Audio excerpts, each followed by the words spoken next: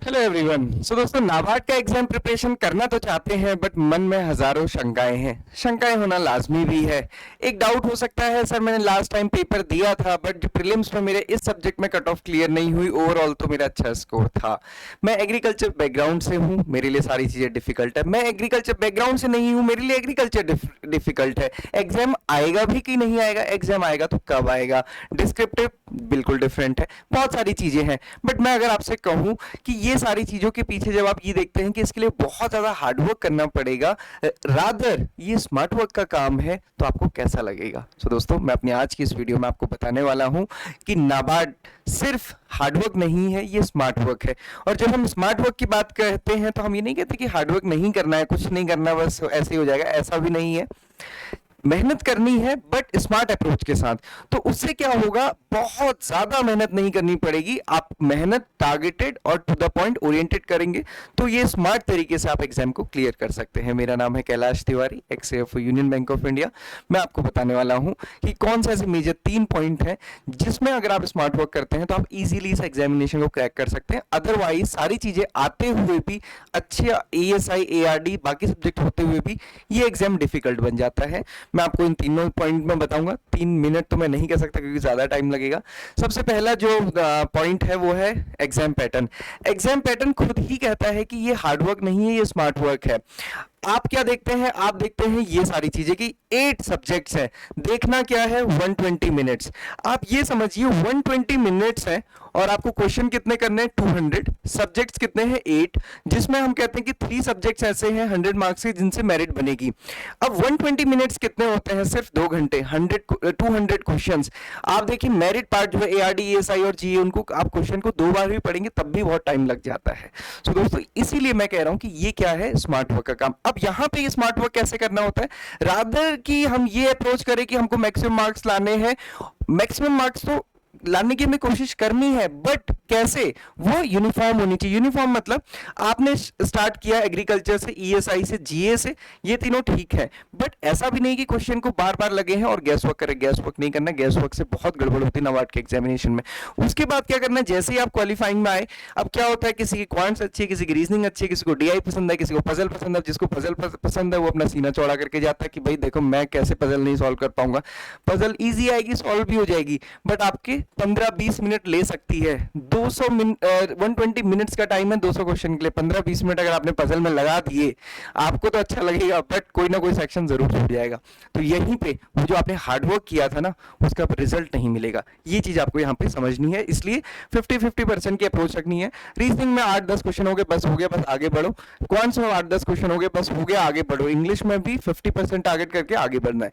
ये चीजें इसमें करनी होती हैं। ये चीजें कहां से आती हैं, जब आप मॉक टेस्ट करते हैं। बट बच्चे क्या करते हैं, सर अभी हम पढ़ रहे हैं, जब हमारा सिलेबस कंप्लीट हो जाएगा तब हम मॉक टेस्ट देना शुरू करेंगे। पहली बात, सिलेबस किसी ने दिया नहीं।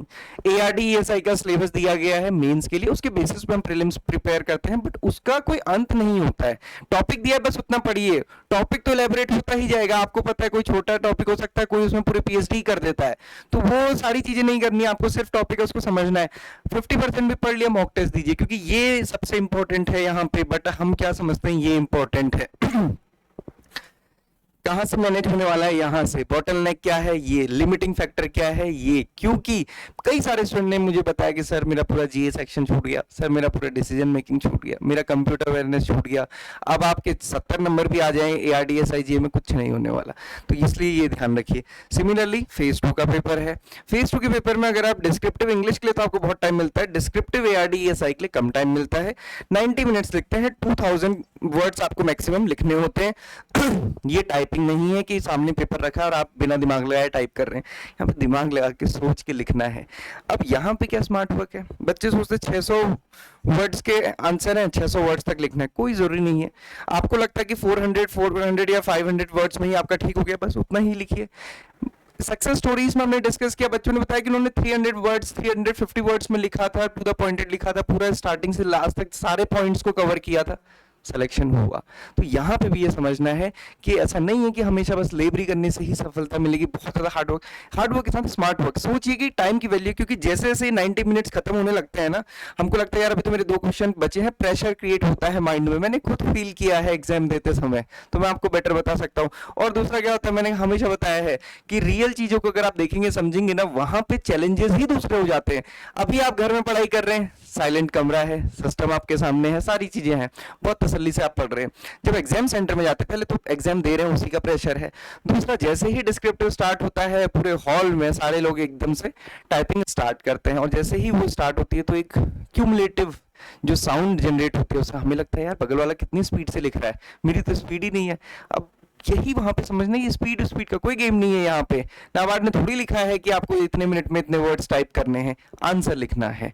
ये चीज ध्यान रखना है, ये स्मार्ट वर्क यहाँ पे काम आएगा। सेकंड पॉइंट है कट ऑफ का ट्रेंड। ये जो पहली सारी बातें करी उसको ये सबूत के साथ वेरीफाई करता है। यहाँ पे एक बहुत बड़ा डिस्क्लेमर है, this should not be the target for 2024। ये मार्क्स टारगेट नहीं हो सकते हैं आपके 2024 के एग्जाम के लिए। बट यहाँ पे क्या समझना है, आप ये देखिए जो मैंने आपसे कहा कि हर सब्जेक्ट को टच करते हुए 50% के अप्रोच से आगे चलिए। ये 3 की कट ऑफ सेक्शनल है, बट सिर्फ सेक्शनल कट ऑफ क्लियर करने से किसी का एग्जाम क्लियर नहीं होने वाला है, क्योंकि आप देखिए फाइनल कट ऑफ ये है। बट जो क्वालिफाइंग है उसमें तो केवल कट ऑफ क्लियर करनी है। क्वांट्स में कितनी गई है, 3 नंबर, 3 नंबर, 5 नंबर। रीजनिंग में 3 मार्क्स, 3 मार्क्स, 3 मार्क्स। और मैं आपको बता दूं, पिछले 3 साल में क्वांट्स, रीजनिंग, इंग्लिश मोरलेस ठीक ठाक आए थे, एवरेज आए थे, हम कह सकते हैं इजी भी आए थे। कभी कई बार होता है कि हम इजी इसलिए कह देते हैं, हमें लगता है इजी तो हम कह देते हैं इजी, मैं मॉडरेट कह सकता हूं इसको। बट ऐसे थे कि क्वेश्चन आप कर सकते हैं, नंबर सीरीज के क्वाड्रेटिक इक्वेशन, डीआई क्वांट्स में ऐसी ही आती है। रीजनिंग में भी इवन आप देखेंगे syllogism, inequalities, distance direction, blood relation, इनसे ही आपके 8 to 10 मार्क्स हो जाते हैं, पजल वगैरह में जाना ही नहीं पड़ता है। इंग्लिश में तो आपको पता ही है, डिसीजन मेकिंग में आप देखिए फिक्स ट्रेंड है, यही मार्क्स है। तो ये क्या चीज है, स्मार्ट वर्क। हम ये मत करिएगा, क्वांट्स और रीजनिंग में कई बच्चे करके आते हैं सर मेरे को मैं पजल में लग गया था। पजल तो आपको पता है, पजल तो करते करते वो आपको चैलेंज करती है पजल। जब आपको लगता है यार ये क्वेश्चन का आंसर नहीं आ रहा, आपको लगता है मैंने इतना टाइम लगा दिया, फिर से करता हूं, तो वो चैलेंज करती है पजल अपने आप में। तो वो उसके चैलेंज में नहीं फंसना है, आपको देखना है कि मेरा एम क्या है। ओके, तीसरा इंपॉर्टेंट पॉइंट है कट ऑफ सेकंड वाले की भी आप देख सकते हैं। इन सारी चीजों से आपको पता चलता है कि स्मार्टली आप अप्रोच करते हैं तो ठीक रहता है। एक चीज और देख सकते हैं, पेपर 2 में ऑब्जेक्टिव और डिस्क्रिप्टिव, ऑब्जेक्टिव भी 50 मार्क्स का होता है, डिस्क्रिप्टिव भी 50 मार्क्स का होता है। 100 मार्क्स का तो इंग्लिश होता है। ARD SI 50 objective, 50 ESI. कई बच्चे डरते हैं, अब देखिए कभी ऑब्जेक्टिव में कट ऑफ ऊपर नीचे, कभी डिस्क्रिप्टिव ऊपर नीचे। कई बार क्या होता है, आपको लगता है मेरा डिस्क्रिप्टिव उतना अच्छा नहीं है, तो आप अपना ऑब्जेक्टिव अच्छा करके जाइए। ऑब्जेक्टिव अच्छा नहीं हो सकता है, आपको डाउट हो जाता है, तो डिस्क्रिप्टिव अच्छा करके जाइए। अब आप बोलेंगे सर हमको कैसे पता हम क्या अच्छा करके जाए, टू द पॉइंट, सिलेबस के अकॉर्डिंग स्टडी कीजिए, सारी चीजें आसान लगेंगी, खासकर ऑब्जेक्टिव पार्ट। कोई ऐसा क्वेश्चन नहीं है जो सिलेबस से बाहर का होगा, सब कुछ सिलेबस में ही है, तो इसलिए वो पढ़ के जाइएगा। कट ऑफ से ही आपको सारी चीजें पता चल जाती हैं। लास्ट और तीसरा जो हम कहते हैं कि स्मार्ट वर्क का काम है, वो इसलिए हम कहते हैं क्योंकि यहाँ पे सबसे बड़ा इशू क्या है, ये अनसर्टेनिटी है किसकी, टाइमिंग की। नोटिफिकेशन पता नहीं कब आएगा, उससे भी बड़ी क्वेरी बच्चों के माइंड में होती है, सर नोटिफिकेशन इस साल आएगा कि नहीं आएगा। 2021 से तो मैं बहुत ज्यादा इस बात को सुन रहा हूँ, सर मुझे लगता है इस बार नोटिफिकेशन नहीं आएगा। तो आपके लगने से क्या होने वाला है ना, ना आपके लगने से जितनी वैकेंट पोजीशन है वो भरने वाली है, ना बहुत ज्यादा आपके सोचने से वैकेंट होने वाली है। जो होना है वो तो होगा ही, बीच में आप परेशान होके कर क्या लोगे। तो इसलिए हमेशा आगे को देखिए, पॉजिटिव रहिए। और ये जो अनसर्टेनिटी है इसकी वजह से हम बहुत अपनी स्टडीज को डिले करते हैं, वो नहीं करना है। रेगुलरली आप पढ़ाई कीजिए, और जो बंदा रेगुलरली पढ़ाई करता है ना, वो कम टाइम में भी पढ़ के इसको क्रैक कर लेता है। और एक दूसरा बंदा वो होता है कि जब एग्जाम की नोटिफिकेशन आ गया उसके बाद 8-8 9-9 घंटे लगे हैं डर में, अनसर्टेनिटी में, हो सकता है एग्जाम भी क्लियर हो, बट वो बहुत टेंशन वाली चीजें रहती हैं। तो इसलिए रेगुलरली पढ़ना शुरू कीजिए।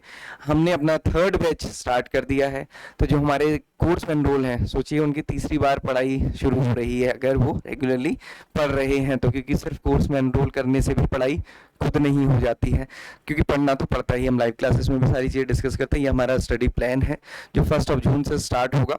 सो अगर आप ज्वाइन करना चाहते हैं आप ज्वाइन कर सकते हैं। iExam is providing one of the best courses.